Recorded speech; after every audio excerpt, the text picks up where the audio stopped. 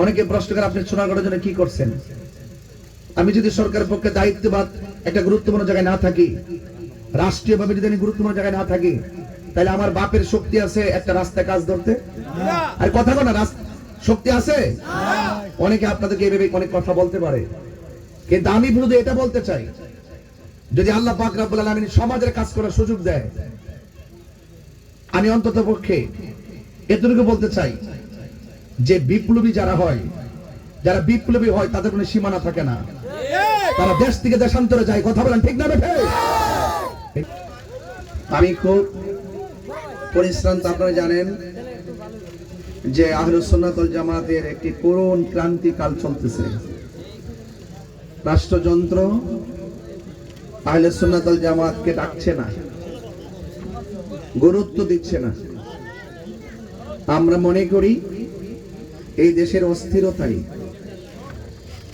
আমাদের আহলুস সুন্নাত ওয়াল জামাত রাষ্ট্রের গুরুত্বপূর্ণ কাজে এগিয়ে আসা দরকার। কথা কোন ঠিক না? ইসলাম অর্থ কি মারামারি? আপনার অনেক টাকার মালিক, তাকে কি তুচ্ছ তাচ্ছিল্য করা যাবে? একটা লোকের চেহারা কালো, তাকে কি তুচ্ছ তাচ্ছিল্য করা যাবে? সাবধান। মানুষ মানুষের জন্য। এই জন্য আমরা দেখি কি আমাদের মাঝ থেকে মনুষ্যত্ববোধ হারিয়ে যাচ্ছে। সমাজে যে গরিব লোকটা আছে, এই লোকটার মূল্য সমাজে দেন দেবার ক্ষেত্রে দেখবেন যারা টাকা দিতে পারে, ভান্ডেল দিতে পারে, তার পক্ষে মানুষ বেশি ঝুঁকে যায়। আমাদেরকে প্রমাণ করতে হবে যে তার টাকা পয়সা না থাকুক সেও মানুষ, তার টাকা পয়সা না থাকুক সেও মানুষ। কথা বলেন ঠিক কিনা? চা শ্রমিকরাও মানুষ। যে চা শ্রমিকরা নিজেরা এত অক্লান্ত পরিশ্রম করে, যারা চা পাতা কুড়িয়ে মেশিনে প্রস্তুত করে দেশ এবং বিদেশ আমরা যারা আয় করছি, রপ্তানি করছি, অথচ এই পাতাগুলো যারা কুড়াচ্ছেন তারা রৌদ্রে পড়ে কুড়াচ্ছেন, তাদের পার মধ্যে ঘা হয়ে যায়, পোকামাকড়ের কামড়ে তারা অসুস্থ হয়ে যায়। তাদের কি ভালো কোনো মর্যাদা আছে? তাদের বাসস্থান ভালো আছে? তাদের কোনো চিকিৎসা করার কেউ আছে? আমরা কি পারি না?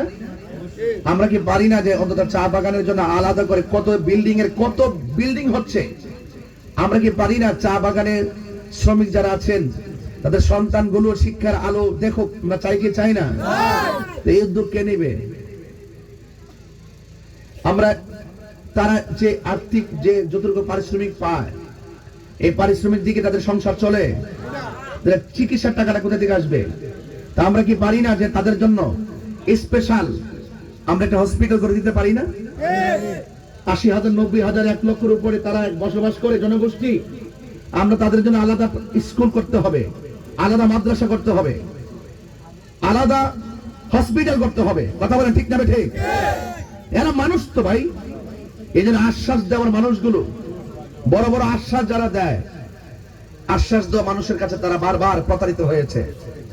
কেন প্রতারিত হয়েছে? কারণ ইসলামী মূল্যবোধ আর মনুষ্যত্ববোধ নেতাদের মধ্যে না থাকার কারণে। কথা বলেন ঠিক না বেঠিক? এই জন্য আমি চাই মানবতার বাংলাদেশ হোক, সে গরিব হোক সেও মানুষ, আর সে হিন্দু হোক সে মানুষ। কথা বলেন ঠিক না বেঠিক? সে তার ধর্ম সে স্বাধীনভাবে পালন করবে। আমরা কি তার কাছে কি হস্তক্ষেপ করতে পারবো? এই জন্য সে তার ধর্ম পালন করবে, আমি আমার ধর্ম পালন করবো। আজকে হেঁটে যাওয়া মানুষ, মেহনতি মানুষগুলো, তারা দিন রাত কি মানবতার জীবন যাপন করছে। আর বড় লোক যারা এসির ভিতরে থাকে, তারা তো গ্রামের কান্না বুঝে না, কারণ তারা তো কখনো বাজারে গিয়ে বাজার করে না। বাজার করে তারা কাজের লোক পাঠাই দিয়ে, ঘরে টাকা আছে সব কি জায়েজ টাকা না নাজায়েজ টাকা না জানে, সমস্ত টাকা পয়সা পাহাড় বানাইছে, বিদেশ পর্যন্ত পাঠাইছে, সব কাজের লোক দিয়ে বাজার করায়। যদি নিজে যায় বাজার করত তাহলে বুঝতে পারতো গরিবের কত হাহাকার। এই এত দাম দ্রব্যমূল্য দিয়ে কি সংসার চলে? আমি মনে করি এই একটা সমাজের মধ্যে যত বড় লোক আছে, তারা যদি তাদের অর্থের যে যাকাত আছে, এই যাকাতটা যদি সুষম বন্টনের আলোকে মানুষের ঘরে পৌঁছায় দেয়, আপনি কি মনে করেন যে বড়জোর করে গরিব থাকবো? এই জন্য আমি চাই, আমি আপনাদের আত্মার উন্নয়নের জন্য কাজ করছি অনেকদিন। কি সঠিক না বেঠিক? আমি যে কাজটা করছি এটা কি অন্য কোন রাজনৈতিকবিদ করছে? এটা কি উন্নয়ন না? আত্মার উন্নয়ন না? অনেকে প্রশ্ন করে আপনি সোনারগড়ের জন্য কি করছেন?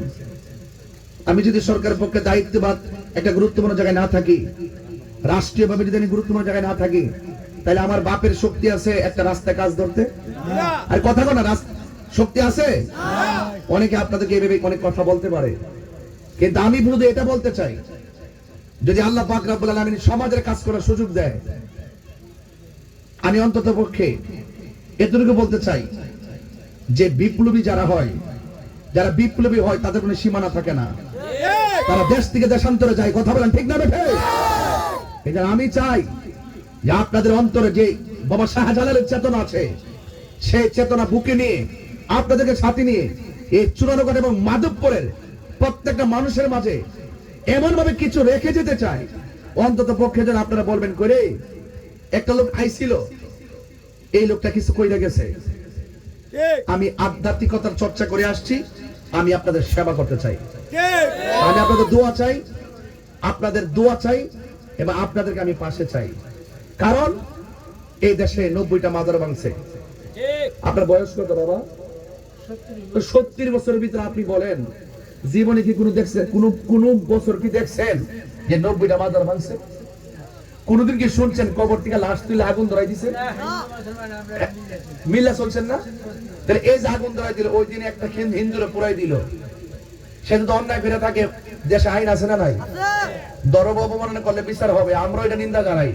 যেহেতু এটা ইসলামী স্টেট না, এজন্য দেশের আইন অনুযায়ী তার বিচার হবে। চুরি করলে হাত কাটে সৌদি আরব, আমরা দেশে কি হাত কাটে? এটা ইসলামিক কান্ট্রি না, ইসলামী স্টেট না। এই জন্য বুঝতে হবে, এক লোক অন্যায় করছে, তাকে গ্রেফতার করা হবে, তাকে আইনের অনুযায়ী বিচার করা হবে। কিন্তু আপনি তাকে মারলেন, মাইরা গাছের মধ্যে বাইন্দা আগুন ধরে পুরায়া কি বুঝাইলেন? এভাবে কি দেশ চলতে পারে? সারা জীবন দেখছেন না ছাত্ররা শিক্ষকরা দেখলে কত সম্মান করছে, হাতে মা বাপরে সালাম করে, কেউ বাজান মা বাপরে সালাম করে পরীক্ষার হলে গেছে, উস্তাদের সালাম করছে। আর এখন আপনি দেখেন কি দেখতেছি, শিক্ষকের গলায় জুতার মালা দেওয়া হচ্ছে। এগুলোকে আগে দেখছেন? তাহলে এটা কিসের বাংলাদেশ? তা আমি মনে করি এই ক্রাইসিস মুভমেন্টে এই দেশের একমাত্র শান্তিপ্রিয় দল আহলুস সুন্নাত ওয়াল জামাত। ঠিক কি না বলেন?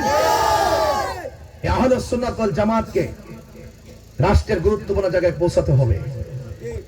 সেটা আল্লাহ যেন বাংলাদেশ থেকে যেন ওইরকম লোক কবুল করে। আরো জোরে বলে আমিন।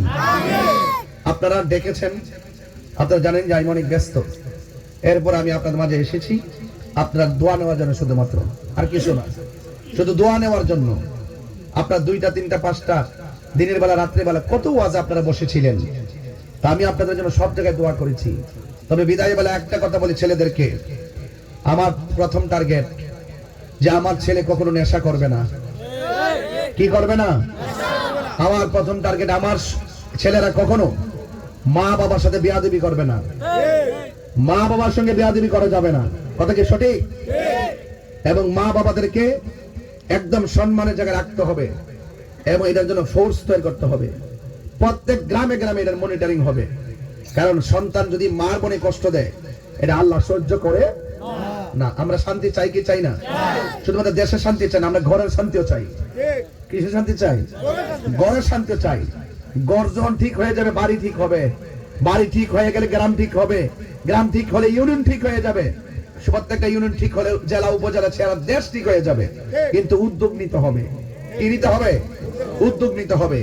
আপনাদের যুবকদেরকে অ্যাবসলিউটলি আবারও বলে দিয়ে যাই, আল্লাহর ওয়াস্তে আপনারা নেশা থেকে দূরে থাকবেন। মনে থাকবো, নেশা থেকে দূরে থাকবে এবং মা বাবা মনে কখনো কষ্ট দিতে পারবেন না। আল্লাহর ওয়াস্তে আপনারা বাবা, ইয়াবা, ফেন্সি এরকম নেশা থেকে একটু প্লিজ দূরে থাকবেন। এই নেশাটা আপনার জীবনকে ধ্বংস করে ফেলবে। আমার মার দোয়া নিয়ে আমি বের হইছি, আমার মা আমার জন্য অনেক দোয়া করে। আমার বাবা দুনিয়াতে নাই, মুরব্বীরা যারা আছেন আমার বাবার সমতুল্য, আর এলাকার মা বোনরা যারা আছেন আমার মা বোনদের সমতুল্য, এই জন্য আপনারা আমাকে খুব অন্তর থেকে চিনেন। ভালোবাসা যদি থাকে দূরত্ব কোনো ব্যাপার না।